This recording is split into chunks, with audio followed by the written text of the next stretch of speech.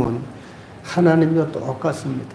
우리가 하나님을 믿고 그 안에서 행복한 삶들을 살고 하나님의 이름을 높이는 인생들 살기를 하나님은 다 바라시죠. 이렇게 하나님이 복 주시는 하나님, 은혜 베푸시는 하나님을 역사에서 입증하지 않습니까? 여러분, 과거로부터 오늘에 이르기까지 이 나라, 이 세계에는 많은 국가들이 있습니다. 그 많은 국가들이요, 기독교가 전파된 곳마다 어떻습니까? 경제가 살아나고 교육이 살아나고 나라가 부강해집니다. 국민들이 깨어납니다. 기독교가 그렇게 전파되면서부터 우상에 매여있던 국가들이 벗어나서 강대한 나라들이 되어가는 것이 역사가 보여주는 증거입니다. 우리나라만 보십시오. 우리나라 기독교가 들어온 지 100년이 넘었죠. 그 전에 여러분 얼마나 어렵게들 사셨습니까? 조상을 잘 섬겼더니 복을 받았습니까? 매일 그저 한 달에 뭐 없는 집 제사 돌아오듯 한다고 수없이 제사를 드렸지만 여러분 사는 것은 얼마나 비참하고 어렵게 살았고 외적의 침입은 얼마나 심했습니까? 역사를 보면요 정말 가슴 아파요. 우리 선조들이 얼마나 많은 외적 속에서 죽임을 당하고 유린을 당했는지 참 이 나라의 민족이 이렇게 살아남은 건요 누가 뭐래도 하나님의 은혜다 이렇게밖에 말할 수 없습니다. 그렇게 어렵게들 살아왔습니다. 그런데 이 나라가 정말 기독교를 통해서 사람들이 깨어나고 교육이 깨어나고 의식이 깨어나고 하나님을 섬기면서부터 나라가 강해졌잖아요. 지금은 어떤 나라가 됐습니까? 세계 OECD 국가 중에 한 국가 아닙니까? 세계 경제 10위 대국 중에 들어가는 나라가 우리나라가 됐습니다. 옛날에 남한테 원조받던 그래서 살던 나라 저도 기억이 납니다만 초등학교 다닐 때 밀가루가 아니고 옥수수가루 그 배급받아가지고 죽 끓여 먹던 생각 그런 시절이었습니다. 저는 축구부였었는데 초등학교 때 운동화가 없어서 맨발로 그저 운동장을 뛰어다니며 축구했던 그런 기억이 납니다. 트레이닝이 없어서 뭘 입고 뛰었는지 아십니까? 떨어진 내복을 입고 뛰었습니다. 그런 시절이었어요. 그렇게 어려운 시절이었습니다. 근데 오늘날 보세요. 얼마나 잘 삽니까? 빚은 많이 있을지 몰라도 여러분 경제적 용어로 보면 빚도 자산입니다만 집집마다 차 한두 대 다 가지고 있지 않습니까? 이게 하나님 주신 복입니다. 하나님을 잘 섬기면 이런 복을 받습니다. 이게 역사적으로 세계사적으로 우리가 입증할 수 있는 거죠. 그런데 이상한 게 있습니다. 우리가 하나님을 잘 믿는데 하나님을 믿는 사람들 중에도 누구는 정말 하나님의 복을 잘 받아 누리고 사는데 누구는 그렇지 않은 사람들이 있습니다. 이게 이상하지 않습니까? 하나님을 믿는데 누구는 정말 하나님의 은혜로 범사에 잘 되고 행복한 삶을 삽니다. 근데 누구는 똑같이 하나님을 믿는데 그렇지 못하는 일이 있거든요. 왜 그럴까요, 여러분? 이유는 한 가지입니다. 이유는 우리 두 가지 중에 하나인데 두 가지 중에 하나가 뭐냐 하면 내가 하나님의 말씀을 잘 믿고 순종해서 열심히 하나님을 섬기는데도 내가 여전히 고난이 끊이지 않고 어려움이 있다. 그것은요 하나님이 연단한 것이라고 보면 됩니다. 하나님이 연단하시는 과정입니다. 좀 더 믿음을 키우고 좀 더 큰 믿음을 주어서 더 크게 사용하시려는 하나님의 목적이 계시죠. 내가 만일 그런 과정이라면 여러분 이럴 때는 어떻게 해야 될까요? 잘 참고 인내하면 머지않아서 하나님의 큰 은혜를 입는 그런 인생이 됩니다. 또 그렇지 않은 경우가 있는데 복을 받지 못하는 이유가 있습니다.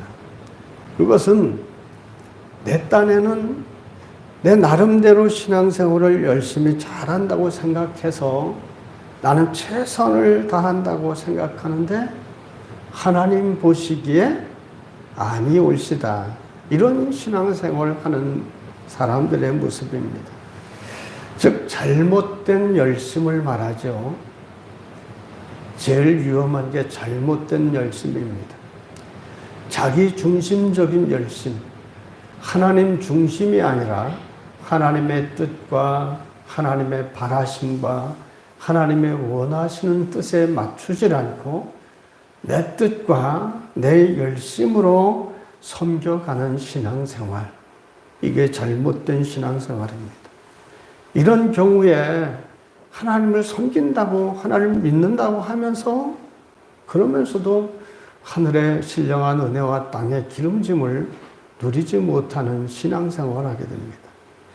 이런 사실을 깨닫고 빨리 이럴 땐 돌이켜야 되죠. 오늘 말씀이 바로 이런 내용입니다. 오늘 말씀은 참 성경을 읽으면서 의아스럽고 이해가 되지 않는 부분 중에 한 부분입니다.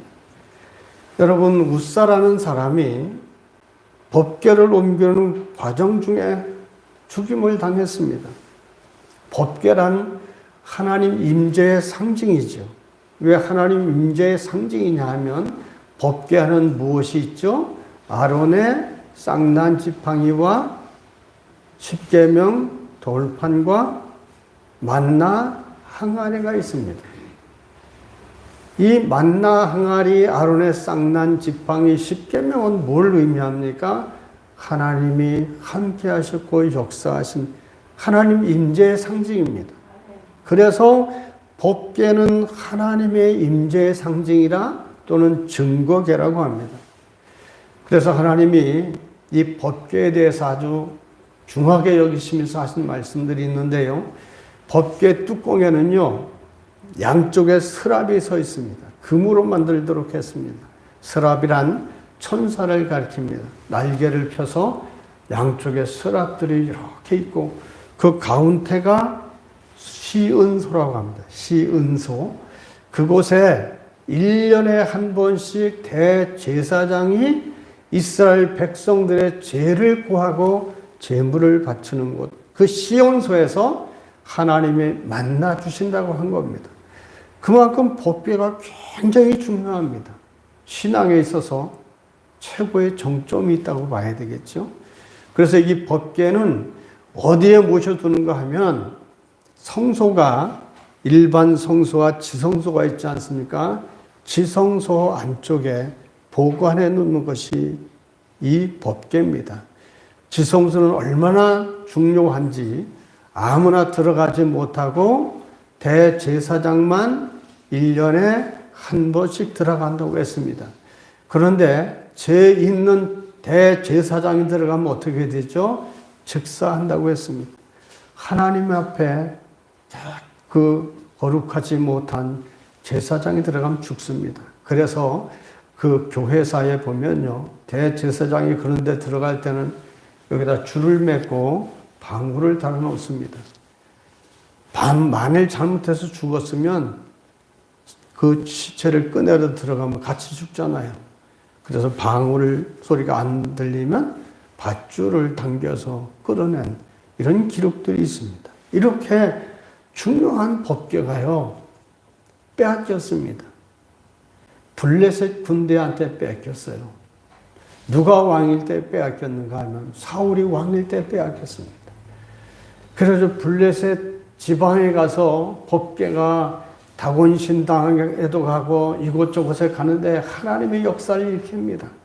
다곤 신당에 목이 부러지고 뭐 이런 일들이 일어나고 오음이 일어나고 질병이 일어나고 그래서 블레셋 사람들이 이 하나님이 함께하셔서 이런 일들이 일어나는구나.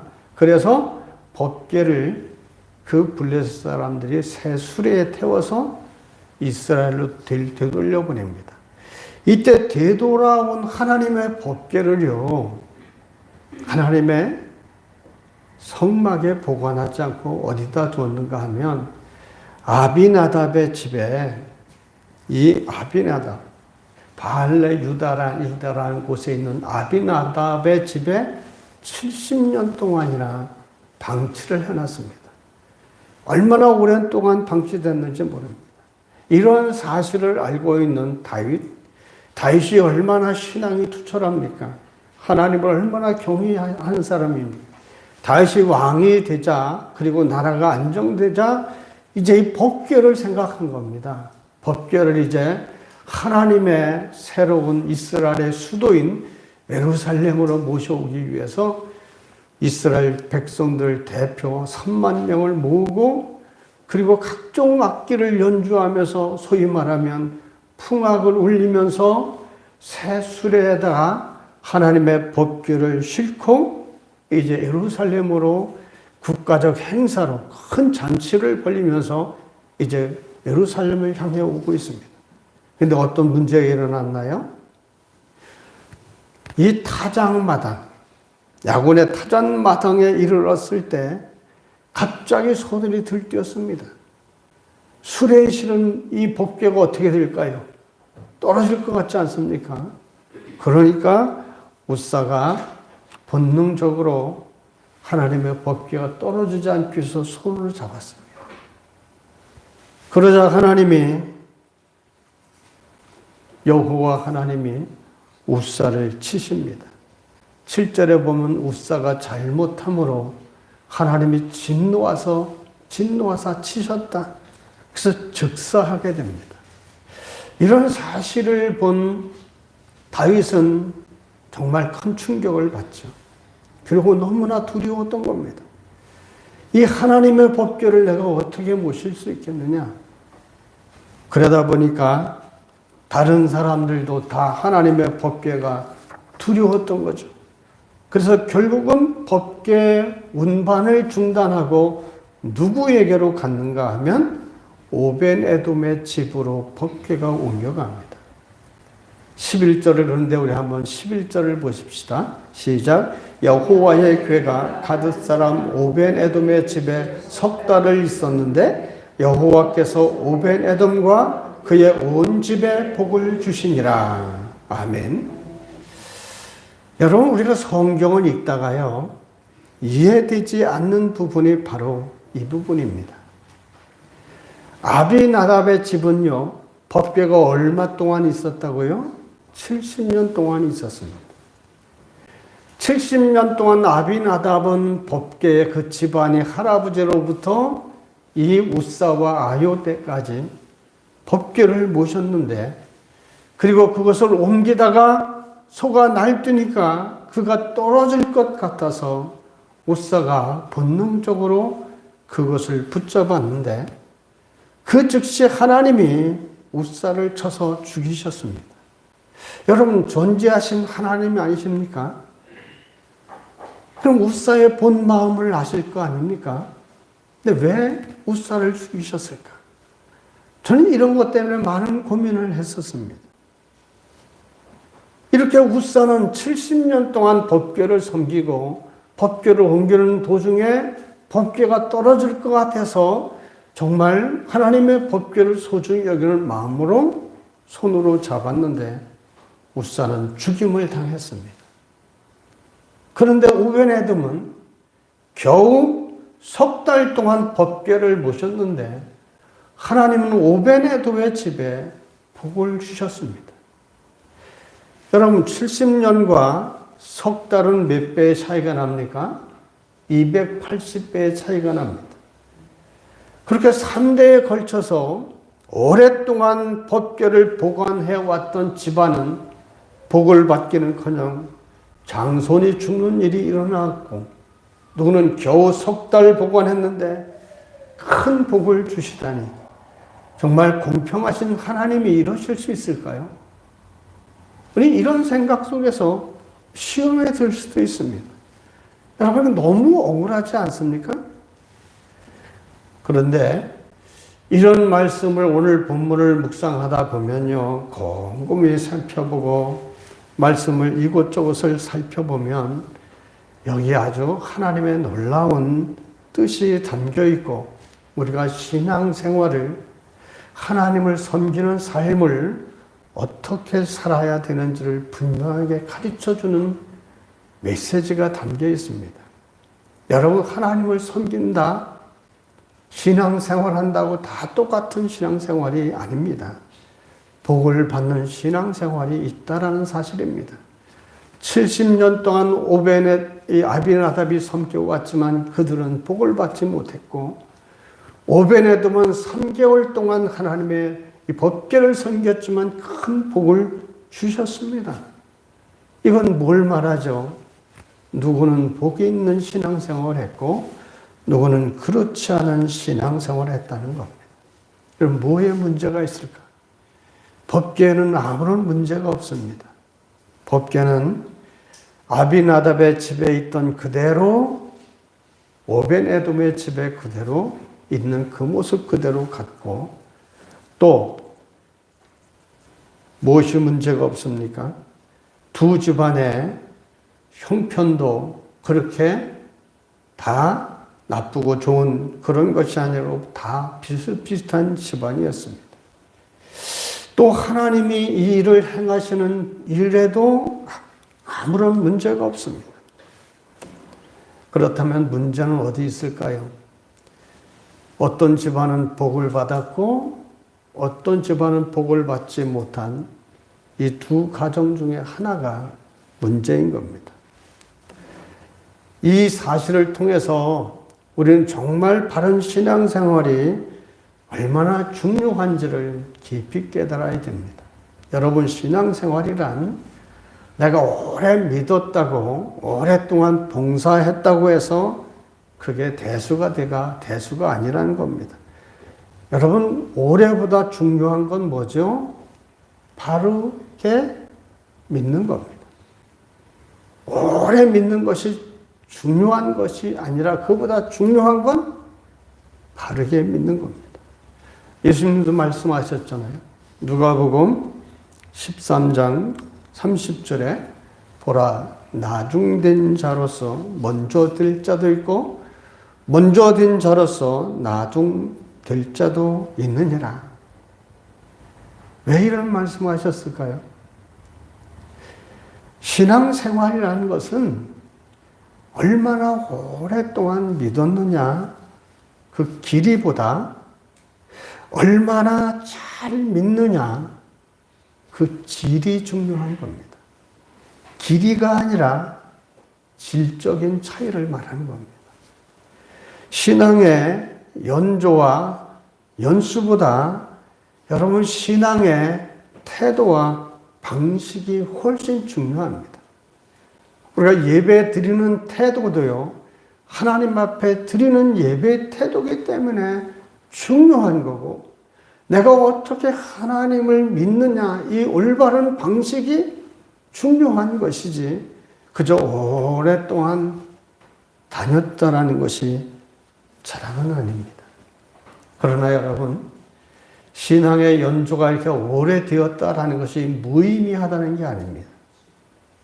신앙의 연조는요, 그만한 또 가치가 있습니다. 오래 믿을수록 점점 더 어떻게 되죠? 열매로 맺어지고 진실해지고 사람이 변화되는 과정이 있습니다. 그래서 오래 믿었다고 해서 이 신앙 연조를 무시해도 된다는 말이 아니라 이 신앙 연조는 기본적으로 중요하다라는 전제 속에서 드리는 말씀인데요. 당연히 한 달 나온 사람하고 5년 동안 예수님을 믿은 사람하고 다르죠. 요셉처럼 또는 사무엘처럼 모태 신앙으로 평생 바른 신앙생활하면 가장 좋은 모습이죠. 그런데 신앙생활을 한다고 하면서 오랫동안 교회를 다녔다고 하면서 여러분 엉터리로 믿는 것이 무슨 의미가 있겠습니까?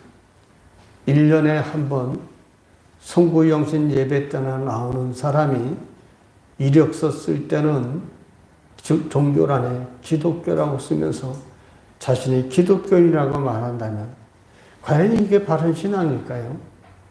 이렇게 10년, 20년 믿으면 무슨 의미가 있습니까? 이런 것은 자랑할 거리가 못 됩니다. 늦게 믿어도 잘 믿는 사람이 있고 반대로 일찍 믿었어도 항상 변화되지 못하고 제자리인 사람이 있습니다. 작년이 올해와 같고 또 올해가 내년과 같은 뭔가 좀 달라져야 되지 않습니까? 새벽을 깨우지 못하던 사람은 새벽도 깨워야 되지 않습니까? 점점 달라져야죠. 예배를 빠지던 사람 예배도 더 열심히 나와야 되지 않습니까? 이런 변화가 있어야 되는 겁니다. 오래 있다. 그러면서 항상 제자리에 있다. 이것은 우리가 되돌아봐야 됩니다. 그렇기 때문에 오래 믿은 것을 우리 자랑하지 말고 뭘 자랑해야 될까요? 바르게 믿는 것을 자랑해야 됩니다. 믿습니까? 바르게 믿는 게 최고예요. 그러면 바른 신앙의 기준은 과연 무엇일까? 무엇을 기준을 삼아서 이 바른 신앙인지 그렇지 않은 신앙인지를 알 수 있을까요? 몇 가지를 살펴볼 수 있습니다. 말씀도 있고 예배도 있고 생활 속에서의 삶 예배도 있고 여러 가지 말씀 실천도 있고 여러 가지가 있지만 가장 기준 삼을 수 있는 것 두 가지만 말씀드리면 첫째는 뭐가 될까요? 네? 무엇이 될까요? 말씀이죠. 여러분, 세상은 시대에 따라서 많이 바뀝니다. 제가 법을 전공했지만요, 법이 시대가 바뀌면서 점점 변화됩니다. 그 시대 상황을 반영해야 되기 때문이죠. 세상은 모든 것이 기준이 바뀌어갑니다. 근데 무엇이 바뀌지 않죠? 하나님의 말씀은 변함이 없습니다. 1000년 전이나 2000년 전이나 하나님의 말씀은 여전히 진리이기 때문에 변함없습니다. 그래서 성도는요, 세상이 어떤 시류나 세상이 어떤 기준이나 사회적 통념을 따르는 것도 중요하지만 그런 것들은 변화되는 겁니다. 하나님의 말씀은 철칙이가 변함이 없습니다. 그래서 바른 신앙생활을 하려면 무엇보다도 말씀대로 뭐 하고요?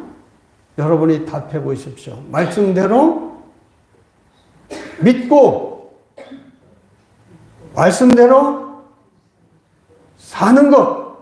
그게 바로 바른 신앙생활입니다. 다시 한번 해봅시다. 말씀대로 아멘. 그게 바른 신앙이고 그게 기준입니다. 그러면 이 기준에서 웃사가 죽임당한 걸 한번 생각해 봅시다. 웃사가 이렇게 죽임당한 건 굉장히 황당하고 이해되지 않지 않습니까? 근데 거기에는 하나님이 그럴 만한 이유가 있기 때문에 웃사를 치신 겁니다. 여러분 3절에 보면 법궤를 어떻게 운반했습니까? 수레에 실어서 운반했습니다. 이게 문제입니다. 원래 법궤는 어떻게 하나님이 운반하라고 했습니까? 사람이 채에 껴서 어깨에 메고 옮기도록 했습니다. 이게 하나님의 명령입니다. 그런데 사람의 생각으로 얼마나 편리하고 좋아요. 소에다 실어서 새 수레에다 싣고 오면 얼마나 편하고 좋습니다. 그래서 이 수레를 사용한 겁니다. 하나님의 법궤는 어떤 경우라도 택한 하나님의 족속 중에서 법궤에 채를 껴서 사람이 어깨에 메고 옮기도록 되어 있습니다. 벌써 하나님의 말씀을 어긴 것이 됩니다. 그런데 왜 다윗이 이런 수레에 만들어서 법궤를 운반하게 했을까요? 제가 서두에 말씀드렸죠. 블레셋에 법궤가 빼앗겼을 때 뭘 통해서 돌아왔다고요? 수레에 태워서 돌아왔죠. 수레는 이방 사람들이 이방 신들을 옮길 때 우상을 실어 나를 때 사용했던 게 수레입니다. 그 수레를 실어서 이스라엘에 되돌려 보낸 것을 보고 그때 생각하고 수레로 예루살렘까지 이 법궤를 운반하려고 했던 겁니다. 이게 잘못된 거죠. 하나님의 말씀은 분명히 어깨에 메어 옮기라 했는데, 그래서 광야 40년 동안도 그렇게 어깨에 메서 옮겨왔습니다. 그런데 이스라엘 땅에서 수레로 옮겨가려고 했던 것, 이게 잘못이죠. 그래서 하나님이 나곤의 타작마당에서 그 소가 들뜰 때 법궤가 넘어지라는 순간에 웃사가 손으로 잡은 것. 그래서 웃사를 잘못함으로 치셨다 했는데, 그럼 웃사의 잘못이 또 하나 있습니다. 그것이 뭘까요? 민수기 4장 15절에 보면요, 말씀드린 것처럼 하나님의 법궤를 옮기는 사람들이 정해져 있습니다. 아무나 하나님의 법궤를 채를 고리에 끼워서 옮기지 못합니다. 어떤 사람이 옮기게 되어 있습니까? 레위 지파 중에 고핫 자손들, 레위 지파 중에 3명의 자손이 있는데 그 중에 한 자손, 고핫 자손이 여호와의 법궤를 멜 수 있습니다. 다른 사람은 손을 대지 못합니다. 그런데 웃사가 그만 자기도 몰래 법궤를 잡았죠. 하나님의 거룩함을 침범한 겁니다. 자기는 그런 본심을 가지고 하지 않았을지 몰라도 하나님의 거룩함을 침범한 겁니다. 하나님은 분명히 말씀대로 어깨에 메어 옮기라. 어깨를 메어 옮기는 사람 또한 하나님이 지정한 사람들이 하도록 해 있는데 이런 것들이 다 무시된 거죠. 그래서 7절에 웃사가 잘못함으로 이 잘못을 저지른 것입니다. 하나님이 그래서 치신 겁니다. 이런 사실을 당시에 다윗도 몰랐고 그곳에 많은 사람들도 몰랐습니다. 심지어 웃사가 죽은 후에도요, 오랫동안 왜 그렇게 하나님이 웃사를 죽이셨는지도 몰랐습니다. 여러분 한번 생각해 보십시오. 그러면 우린 이런 말을 할 수 있어요.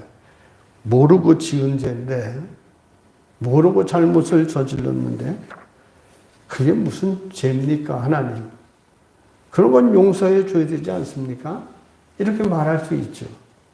우리는 그게 무죄라고 할 수 있습니다. 근데 여러분, 알지 못하고 지은 죄, 이것 죄일까요? 아닐까요? 죄입니다. 부지도 죄예요. 알지 못하는 것도 죄입니다. 그래서 우리가 여호와를 알자, 힘써 여호와를 알자. 힘써 하나님을 알자. 하나님을 아는 게 뭐예요? 하나님의 뜻과 하나님의 그 생각과 이 모든 것이 담겨있는 말씀을 자꾸 읽고 깨달아야 무지에서 벗어나서 하나님을 아는 사람이 되는 거거든요. 이 몰라서 지은 죄라고 우긴다고 되지를 않습니다. 우리가 어쩌다 보면 깜빡해서 신호를 어길 수 있습니다. 오늘 좀 불안하긴 한데 제가 만종갓 가면서 신호를 이게 어떻게 될지 모르겠습니다. 노란 불인데 빨간 불이 바뀔 때 지나와서 이게 찍히지 않았을까 두렵긴 합니다만 그 신호가 이 사람 깜빡하고 지나가는구나 하고 봐줍니까? 기계 그냥 찍죠. 그럼 벌금 나옵니다. 모른다고 무죄라고 하는 게 아닙니다. 신앙생활도 우리가 이런 경우가 많습니다. 내 딴에는 열심히 하나님을 섬긴다고 합니다. 근데 하나님 보시기에는 이 하나님을 믿는 신앙이 엉뚱한 겁니다. 다윗도 백성들도 특히 웃사가 그런 실수를 저지른 겁니다. 다윗도 열심히 하나님의 법궤를 옮겨가려고 했더니 얼마나 좋은 열심입니까? 백성들이 다 풍악을 울리며 이렇게 잔치 기분으로 옮겨가는 게 얼마나 이 사람들이 보기엔 좋은 일이에요. 그런데 하나님이 보기엔 그렇지 않은 거예요. 정말 하나님의 법을, 하나님의 말씀을 알았더라면 이 레위 지파 중에 고핫 자손들이 어깨에 메고 가면서 풍악을 울리고 잔치 분위기를 했더라면 얼마나 기뻤겠습니까? 그건 그 복 있는 길이 되죠. 근데 하나님이 원하지 않는 방법으로 이런 실수를 저지른 겁니다. 이렇게 열심을 냈더니 오히려 우사가 죽는 화만 당한 겁니다. 다윗도 그렇고 이 땅 훌륭한 신앙 인물들도 실수하는 경우가 있습니다. 성경에 보면 훌륭한 하나님의 사람들이 실수하는 경우가 하나님께 묻지 않고 행했을 때 실수할 때가 많았죠. 좋은 예로 여리고성을 무너뜨린 여호수아가 그거보다 작은 아이성에서 이스라엘 백성들이 다 간담이 녹아내리는 패배를 당하지 않았습니까? 첫째 원인이 뭐였습니까? 하나님께 묻지 않았습니다. 이 큰 여리고성을 무너뜨린 우리가 이 조그만 아이성 이거 하나 못하냐? 인간의 생각으로, 자기 생각으로 그렇게 갔던 것이죠. 여러분, 기억할 게 있습니다. 이스라엘의 전쟁은 누구의 전쟁입니까? 이스라엘의 전쟁은 누구의 전쟁이에요? 하나님의 전쟁입니다. 믿습니까? 우리 그리스도인들의 영적인 전쟁이나 이 삶 속에서 진리를 붙들고 살아가는 것 역시 하나님의 전쟁입니다. 그래서 그리스도인들은요, 똑같이 크든 작든 하나님께 묻고 하나님의 뜻을 따라 행해야만이 거기에 승리가 있는 겁니다. 우리 생각대로 함부로 해서는 안 되는 것이죠. 하나님의 뜻을 알고 그 뜻대로 하는 것, 그것이 바로 바른 신앙입니다. 그런데 오늘 말씀은 다윗이나 우사나 많은 백성들이 자기 생각대로 한 것이죠. 여러분, 그건 바른 신앙이 아니라 무지한 열심입니다. 이런 무지함에서 우리가 벗어나려면 부지런히 성경을 읽고 묵상하고 듣고 깨달아야 됩니다. 여러분, 말씀을 모르면 어떻게 될까요? 우리가 교회를 다니는데 말씀을 모르면요, 교회는 다니면서도 세상 방식으로 세상의 풍조와 유행을 따라갑니다. 누군가는 목사 보고 그런 소리도 합니다. 누구한테 가서 배워라. 교회를 어떻게 운영하는지. 여러분, 그건 옳은 방식이 아니죠. 하나님을 알지 못하면 안 됩니다. 말씀을 알아야죠. 세상 풍조대로 되는 게 교회가 아닙니다. 교회와 세상은 다름을 알아야 됩니다. 그래서 로마서 12장 12절에 이런 말씀하십니다. 잘 아시잖아요. 12장 12절, 12장 2절, 너희는 이 세대를 본받지 말고 오직 마음을 새롭게 함으로 변화를 받아 하나님의 선하시고 기뻐하시고 온전한 뜻이 무엇인지 분별하도록 하라. 여기서 중요한 게 분별이잖아요. 하나님의 뜻을 깨닫는 분별력. 이 분별력이 어떻게 생길까요? 기도 많이 하면 생길까요? 신령한 은혜 많이 받으면 생길까요? 그럴 수도 있죠. 근데 여러분, 이 분별은 보편적 은혜입니다.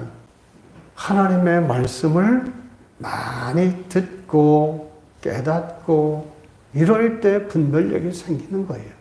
그래서 이 말씀이 기준이 될 때 어떤 사건이나 어떤 문제를 말씀의 기준으로 비춰보기 때문에 성도가 분별력 있는 인생이 되는 겁니다. 그래서 여러분, 말씀을 많이 읽고요, 신앙생활을 바르게 하면 지혜로운 사람이 되는 거고 지혜로운 인생을 사는 겁니다. 여러분, 이스라엘 백성들이 광야 생활 40년을 했죠. 40년 동안 1세대는 다 죽고 2세대들이 가나안 땅을 쟁취했지 않습니까? 그들이 어떻게 승리했을까요? 광야 40년 동안 지킨 것이 하나 있습니다. 철칙으로 지킨 게 뭡니까? 40년 광야 생활 동안에 이스라엘 백성들은 무조건 구름 기둥과 불 기둥을 따라간 겁니다. 구름 기둥이 뜨면 같이 움직이고 구름 기둥이 멈추면 그 자리에 멈춰서고 이런 철칙을 따랐기 때문에 광야 40년을 살아냈습니다. 우리도 마찬가지 아닙니까? 자기 생각이나 자기 경험이나 자기 열심과 자기 판단을 버리고 겸손히 하나님을 따라가야 됩니다. 이게 바로 데오크라시, 즉 하나님의 통치가 이루어지는 거예요. 내 생각과 내 판단과 이것을 따라가는 것이 아니라 다 내려놓고 하나님만을 따라가는 것. 이럴 때 하나님의 통치가 내 삶 가운데 일어나는 거죠. 그것이 바로 말씀의 통치인 겁니다. 로고크라시라고 하죠. 말씀이 나의 신념과 생각을 지배하고 말씀에 지배받는 삶, 이게 바로 말씀의 통치입니다. 그런 삶을 예수님이 뭐라고 했죠? 무슨 삶이라고요? 천국이 이루어진 삶이다. 이 세상 살아가면서 하나님의 통치, 말씀의 통치가 이루어지는 사람을 천국을 누리는 사람이다. 주님이 그렇게 말씀했습니다. 그러므로 여러분 꼭 기억하십시다. 바른 신앙은 다른 무엇보다도 말씀 중심의 신앙입니다. 은사도 중요하고 기도도 중요합니다. 체험도 중요하죠.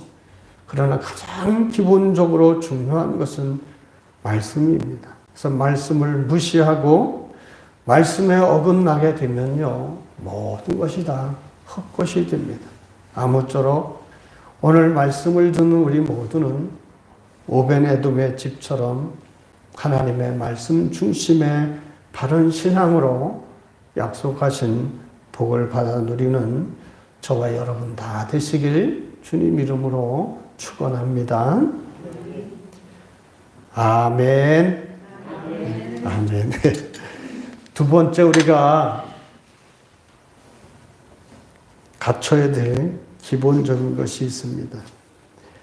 하나님을 섬기되 우리가 어떤 마음의 자세로 섬겨야 되느냐, 이것이 중요합니다.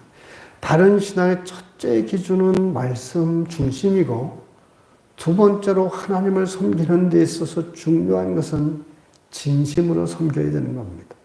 진심. 여러분, 아비나답의 집이 70년 동안 하나님의 법궤를 섬겼죠. 그리고 오벤에돔은 단 3개월 섬겼습니다. 그럼 법궤도 이상이었고 하나님도 문제가 없는데 왜 하나님은 오벤에돔의 집에만 복을 주셨을까요? 무엇의 차이죠? 섬김의 차이입니다. 누구는 형식적으로 거의 방치하다시피, 예를 들면 법궤에 거미줄이 끌려도 내버려둘 정도로 이런 방치이지 섬기는 게 아니죠. 오벤에돔은 마음을 다하고 진심으로 하나님의 임재의 상징인 법궤를 모셨던 겁니다. 이 차이입니다.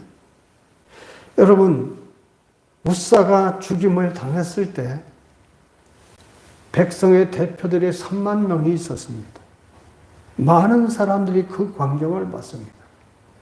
그럴 때 어느 누가 그 법궤를 내가 모시겠다고 할 사람이 누가 있을까요? 다윗도 두려워서 법궤를 옮겨가는 걸 금했습니다. 그 백성의 대표들도 다 두려워했습니다. 그런데 오벤에돔의 집으로 옮겨갔다. 오벤에돔이 자원한 거죠. 내가 하나님의 법궤를 섬기겠다라고 자원한 거 아니겠습니까?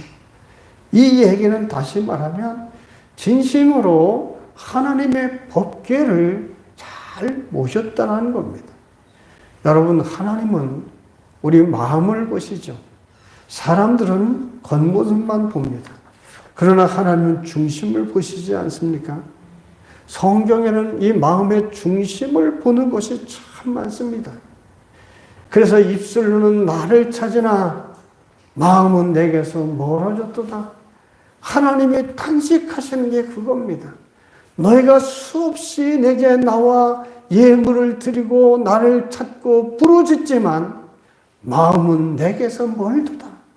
냄새 날 정도로 싫다. 이렇게 하나님 하신 겁니다. 즉 진실이 배어있지 않은 참된 하나님에 대한 사랑과 갈망이 없는 형식적인 예배, 하나님이 싫어하시는 것이죠. 바로 오벤에돔은 이렇게 진실하게 하나님을 섬긴 겁니다. 그게 바로 복이 된 것이죠. 그래서 오벤에돔은 바로 이런 신앙으로 복을 받게 되었는데요. 그런 사실이 오늘 11절에도 기록되어 있지만 똑같은 내용이 어디에 또 기록되어 있는가 하면 역대상 13장 14절에 보면 더 자세하게 기록되어 있습니다. 역대상 13장 14절에 보면 이렇게 말씀합니다. 하나님의 괴가 오벤에돔의 집에서 그의 가족과 함께 석 달을 있으니라. 여호와께서 오벤에돔의 집과 그의 모든 소유에 복을 내리셨더라. 1세기 당시에 유대 역사가 유명한 사람이 있습니다. 요세푸스라는 역사가가 있습니다. 그 사람은 유대 역사를 기록해서 책으로 남긴 사람이죠. 그 요세푸스가 한 기록에 보면 어떻게 이 사건에 대해서 기록되어 있는가 하면요. 오벤에돔은 원래가 아주 가난한 사람이었다고 합니다. 그런데 하나님의 법궤가 오벤에돔의 집에 오고 나서 석 달 만에 온 동네가 부러워하는 큰 부자가 되었다라고 요세푸스가 기록하고 있습니다. 이는 역사가가 기록한 겁니다. 여러분, 오벤에돔은 석 달 동안 이렇게 하나님 앞에 바른 신앙과 진심으로 하나님을 섬겼더니 여러분 놀라운 복을 받게 됩니다. 이것이 여러분 이 사건에만 있지 않습니다. 성경을 쭉 보시면 흐르는 원칙이 있어요. 법칙이 있습니다. 하나님이 복을 내리는 영적인 법칙, 축복의 원리가 있습니다. 그것이 뭡니까? 하도 제가 얘기를 해서 잘 아실 거 아닙니까? 먼저는 무엇이 잘 돼야 되죠? 영혼이 잘 돼야 되는 겁니다. 즉 영적인 것은 하나님과의 관계의 소통입니다. 하나님으로부터 은혜 받고 하나님이 주시는 은혜를 입고 이런 것이 영적인 것이죠. 이 영혼이 잘 되는 복, 이것이 먼저고 그 뒤에 영육 간의 복을 받는 것. 잘 아시는 요한 3서 2절에 있지 않습니까? 그것이 축복의 기도문이지만 축복의 원리가 거기에 담겨 있습니다. 사랑하는 자여 내 영혼이 잘됨 같이 내가 잘 범사에 잘되고 강건하기를 내가 간구하노라. 여기뿐만이 아니라 잠언 22장 4절에도 이런 말씀이 있습니다. 겸손과 여호와를 경외함의 보상은 재물과 영광과 생명이니라. 여러분 이거 잘 기억해서 대문짝만하게 애들 방에다 써붙여 놓으세요. 잠언 22장 4절입니다. 겸손과 여호와를 경외하는 것. 이거에 대한 보상이 뭐냐? 재물과 영광과 생명이다라고 했습니다. 여기 바로 재물과 영광과 생명, 이것을 다른 말로 하면 여기에 삼통의 원리가 드러나죠. 삼통이란 뭡니까? 신통, 하나님과 통하는 것. 그 다음에 인통, 사람과 통하는 것. 그리고 물통. 다시 말하면 여러분 하나님과 잘 통하면 이 잘 통하는 방법이 뭡니까? 바른 신앙입니다. 바른 신앙으로 하나님과 잘 통하면 사람과도 잘 통하게 되어 있습니다. 그리고 사람과 하나님과 잘 통하면 물질과도 잘 통하게 되는 겁니다. 그래서 이게 삼통의 원리죠. 그래서 예전에 한번 이런 말씀을 드렸습니다만 오늘도 한번 따라해 봅시다. 신통하면 인통하고 인통하면 물통한다. 잘 기억하십시오. 신통하면 인통하고 인통하면 물통한다. 이게 신앙의 원리예요. 근데 신앙생활하는 분들은 대개 물통보통을 해요. 인통도 신통도 다음이고 물통부터 뒤집어져 있잖아요. 하나님과 관계가 우선입니다. 그럴 때 영혼이 잘 되고 건강도 오고 사람과의 관계도 좋아지고 물통하는 겁니다.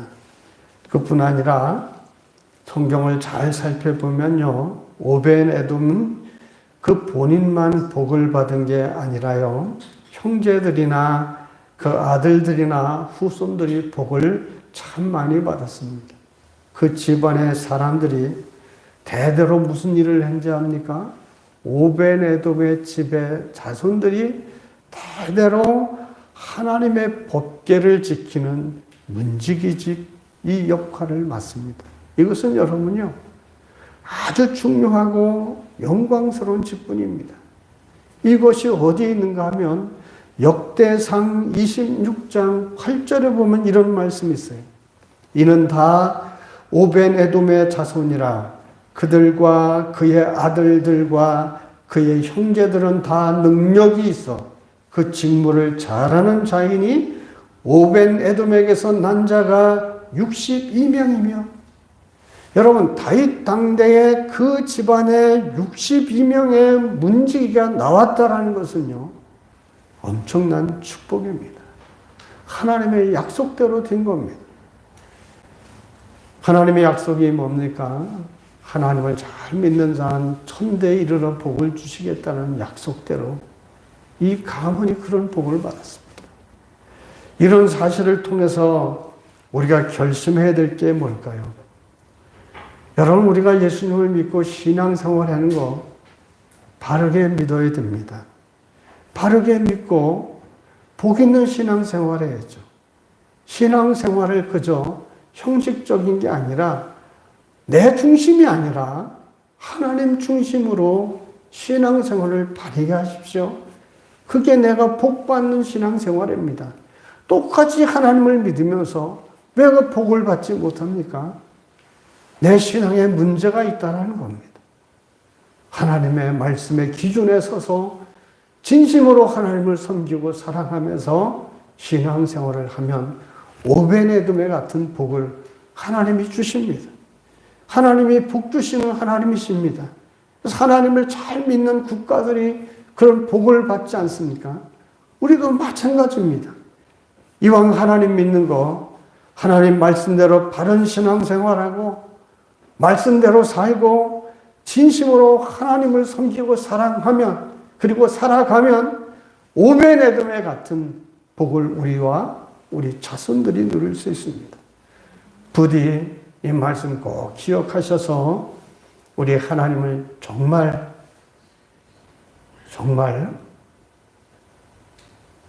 말씀대로 잘 믿읍시다. 신앙생활 정말 복 있는 신앙생활들 하십시다. 그래서 우리로부터 우리 후손들이 이런